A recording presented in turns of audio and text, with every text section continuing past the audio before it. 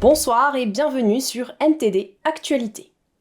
Lundi, le président Macron a annoncé une avancée dans ses efforts visant à promouvoir une stratégie de défense européenne plus autonome, en opposition à l'initiative allemande favorisant des systèmes de défense aérienne non européens.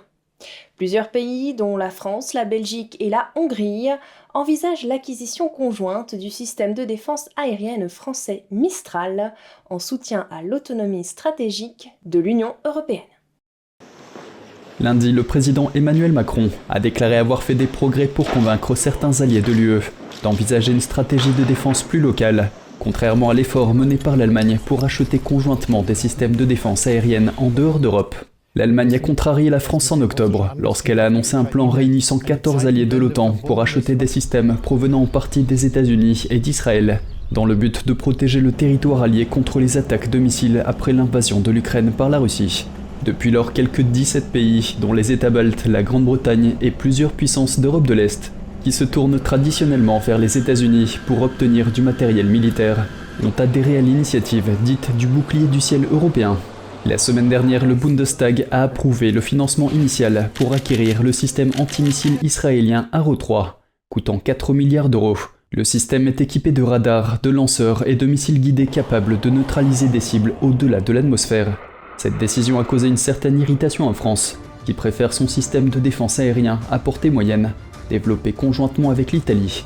Macron a déclaré lundi que la France, la Belgique, Chypre, l'Estonie et la Hongrie avaient signé une lettre d'intention pour l'achat conjoint d'environ 1000 missiles Mistral sol-air très courte portée, fabriqués par MBDA.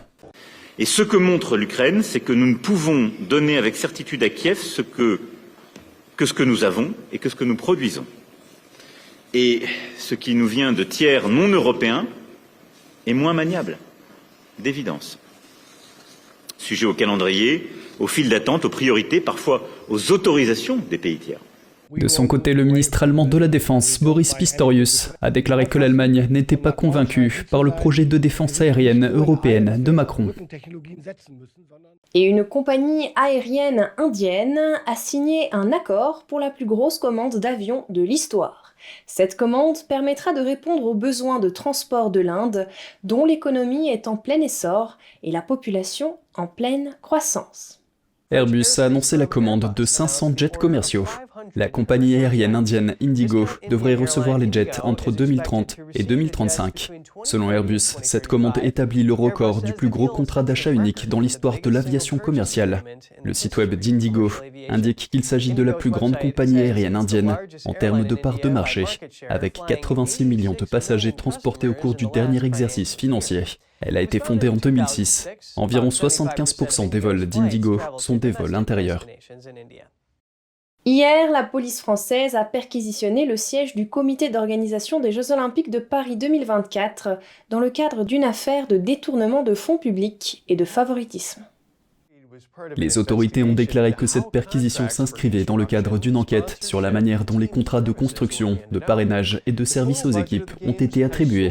Le budget total des Jeux a grimpé à près de 9 milliards d'euros par rapport à une évaluation initiale de 7 milliards en 2017. Les infrastructures à elles seules devraient coûter près de 800 millions d'euros de plus que l'estimation initiale. La direction de Paris 2024 a déclaré qu'elle coopérait pleinement avec les autorités dans le cadre de l'enquête.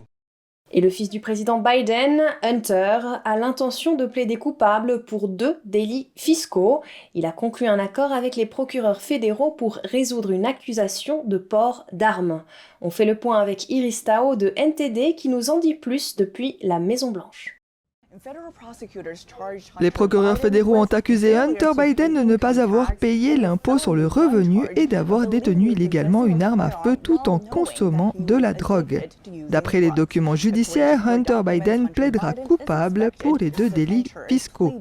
Pour l'accusation de détention d'armes, Hunter Biden devrait conclure un accord de diversion avec les procureurs par lequel il pourrait s'en sortir 100 ans de prison, ni même un casier judiciaire, s'il reste sobre pendant 2 ans et s'il renonce au droit de posséder à nouveau une arme. Si vous êtes le fils du président, vous bénéficiez d'un accord de faveur. Le président de la Chambre des représentants, Kevin McCarthy, a critiqué ce qu'il appelle un système judiciaire à 2 vitesses, mais il promet aussi aussi de continuer à faire pression sur le département de justice pour qu'il mène sa propre enquête sur la famille Biden. Le ministre de la Justice ne devrait plus être en mesure de dissimuler la moindre information. Mais un démocrate du panel de surveillance de la maison a qualifié aujourd'hui les accusations portées contre Hunter Biden de reflet de l'indépendance du ministère de la Justice, et ce alors que l'ancien président Trump, qui a récemment été inculpé de 37 chefs d'accusation, a comparé les accusations contre Hunter Biden à ce qu'il appelle une simple contravention. Et ici à la Maison-Blanche, un porte-parole a dit que le président et la première dame aiment leur fils et le soutiennent alors qu'il continue à reconstruire sa vie, tout en ajoutant « Nous n'aurons pas d'autres commentaires ». Bien que l'avocat de Hunter Biden affirme que l'annonce d'aujourd'hui marque la fin d'une enquête de 5 ans sur Hunter Biden, le ministère de la Justice a déclaré plus tard mardi que son enquête sur Hunter était toujours en cours. En direct de la Maison-Blanche, Iris Tao, NTD News. Et l'intelligence artificielle prend en charge des fonctions éditoriales majeures dans les plus grands journaux allemands. Par ailleurs, l'intelligence artificielle serait capable d'identifier les opinions politiques des gens en se basant sur leur apparence. Voici les dernières informations sur l'intelligence artificielle. L'intelligence artificielle va remplacer les éditeurs de Bild, le plus grand journal allemand. Cette décision s'inscrit dans le cadre d'une refonte visant à rendre la marque exclusivement numérique. Lundi, la société d'édition allemande propriétaire de Bild a annoncé au personnel que des centaines de licenciements allaient avoir lieu. L'entreprise a déclaré qu'elle se séparerait de collègues dont les emplois seront remplacés par l'IA et ou dont les processus seront numériquement automatisés, ou pour qui les compétences actuelles ne satisfont pas à la nouvelle donne. En mars, le PDG de Bild a déclaré à ses employés que l'intelligence artificielle a le potentiel de rendre le journalisme indépendant meilleur qu'il ne l'a jamais été, ou tout simplement de le remplacer. L'association des journalistes allemands a réagi à ces changements en déclarant « Ce n'est pas seulement injuste pour les employés, c'est aussi extrêmement stupide d'un point de vue économique. Moins de reportages régionaux signifie moins de services pour les lecteurs, et donc moins de lecteurs. » Dans le même temps, une étude danoise a révélé que l'intelligence artificielle peut prédire les opinions politiques d'une personne en se basant sur la façon dont elle sourit sur les photos. L'étude se lit comme suit. Les techniques d'apprentissage profond peuvent utiliser des données publiques telles que des photographies faciales pour prédire des informations personnelles sensibles. Mais on sait peu de choses sur les informations qui contribuent au succès prédictif de ces techniques. L'étude a révélé que les politiciens de droite étaient plus susceptibles d'avoir des expressions faciales joyeuses sur les photos, et que les politiciens de droite se sont avérés plus attrayants que ceux de gauche. Cependant, l'étude ajoute que des travaux futurs sont nécessaires pour explorer dans quelle mesure les visages heureux sont indicatifs du conservatisme en dehors d'échantillons de politiciens. Les expressions faciales neutres seraient plus susceptibles d'être identifiées comme étant de gauche. Hier, le chancelier allemand Olaf Scholz a rencontré le premier ministre chinois Li Qiang à Berlin. Le commerce, le changement climatique et la guerre en Ukraine sont à l'ordre du jour de ce premier sommet en tête-à-tête depuis près de 5 ans. Des manifestants ont dénoncé les violations des droits de l'homme en Chine devant la chancellerie où s'est déroulée la réunion. Mes parents pratiquent le Falun Gong. Ils ont été illégalement emprisonnés en Chine le 12 mai uniquement en raison de leur croyance dans le Falun Gong, une pratique de méditation chinoise avec une ancienne philosophie bouddhiste basée sur les principes de vérité, de bienveillance et de tolérance. La persécution n'est fondée sur aucune loi, tout se passe dans l'illégalité. L'Allemagne souhaite maintenir de bonnes relations avec la Chine, son principal partenaire commercial, malgré les inquiétudes suscitées par l'affirmation croissante de Pékin et son refus de critiquer l'invasion de l'Ukraine par la Russie. Scholz affirme vouloir éviter une dépendance excessive à l'égard du commerce chinois. Il s'agit d'une approche qu'il qualifie de réduction des risques, tout en rejetant l'idée d'un découplage avec la Chine. Il s'agit du premier voyage à l'étranger de Li depuis son entrée en fonction, mais il intervient alors que l'Union européenne cherche à réduire sa dépendance à l'égard de la Chine. L'Allemagne elle-même devrait durcir sa position à l'égard de son principal partenaire commercial. Elle examine également l'utilisation d'équipements de télécommunications fabriqués par l'entreprise chinoise Huawei dans son infrastructure numérique. Et la Chine prend de l'avance dans la technologie quantique en s'appuyant sur les instituts de recherche occidentaux. L'objectif est de renforcer sa projection militaire, ce qui, selon les experts, risque d'éroder davantage les droits de l'homme. Une enquête récente met en lumière des années de partenariat entre Pékin et une grande université allemande. Depuis 2 décennies, la plus ancienne université allemande Heidelberg est le berceau de la recherche quantique en Chine. C'est ce que révèle une enquête menée par le journal allemand Deutsche Welle et l'agence de presse à but non lucratif Correctiv. Au centre de l'enquête se trouve Pan Jianwei, un homme désormais connu comme le père de la physique quantique en Chine. Pan a étudié avec le physicien Anton Zeiliger, lauréat du prix Nobel, et cofondateur de Quantum CTech.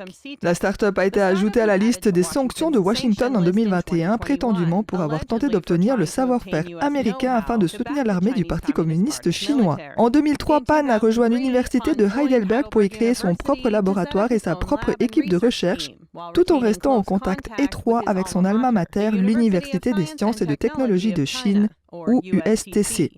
Pendant son séjour à Heidelberg, Pan a reçu des fonds de l'Europe pour un total d'environ 3,6 millions d'euros. En 2008, il a ramené son laboratoire et ses recherches à l'USTC, ce qui a permis des avancées révolutionnaires dans le domaine des communications quantiques en Chine. Celles-ci comprennent le lancement dans l'espace du premier satellite quantique au monde.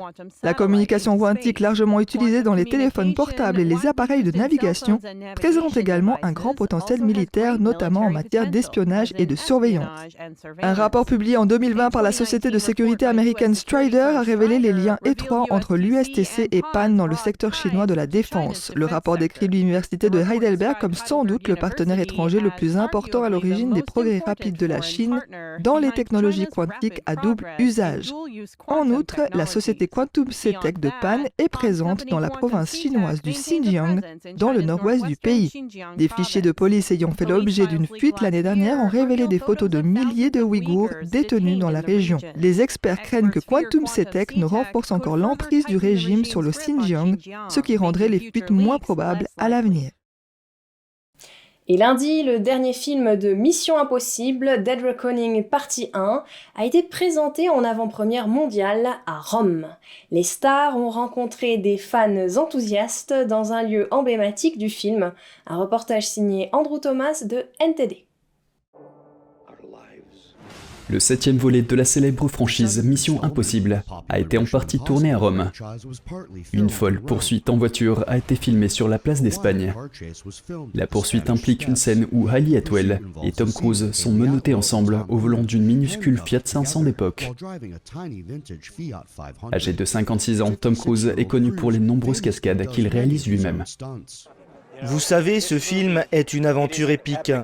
Il est plus grand que tous les autres films. Les personnages sont très vivants. Il y a des lieux glorieux et luxueux et de l'action concrète.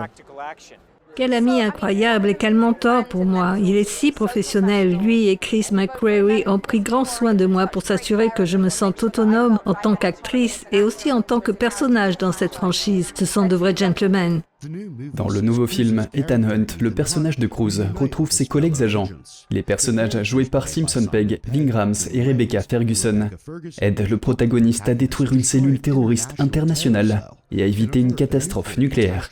C'est génial. Vous savez, c'était parfois difficile et ça ressemblait à Mission Impossible. Mais nous nous sommes tous serrés les coudes et nous avons fait un film. Et bien que nous ayons montré qu'il est possible de faire un film dans cette situation, il faut être prudent, il faut être réfléchi, il faut prendre soin les uns des autres, mais on y arrive. Le film sera également présenté en avant-première à Londres le 22 juin. Andrew Thomas, NTD Actualité.